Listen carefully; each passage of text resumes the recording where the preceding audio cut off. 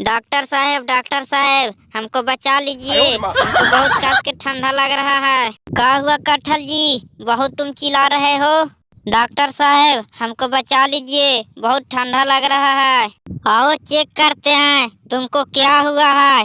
कटहल जी तुम रातें बहुत काम किया है, अब तू गया काम से। नहीं डॉक्टर साहब हमको किसी तरह से बचा लीजिए, चाहे हमको बीवी के क्यों ना बेचना पड़े। ठीक है कटहल जी, देखते हैं चेक चाक करके।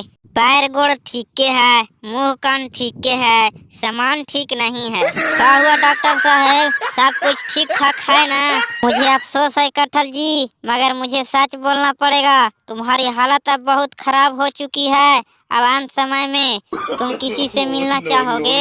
हाँ डॉक्टर साहब, हम किसी दूसरे डॉक्टर से मिलना चाहूँगा। ठीक है कटहल जी, चलो दूसरे डॉक्टर से मिलते हैं। दोस्तों अगर वीडियो अच्छा लगा हो तो प्लीज लाइक और सब्सक्राइब जरूर करें।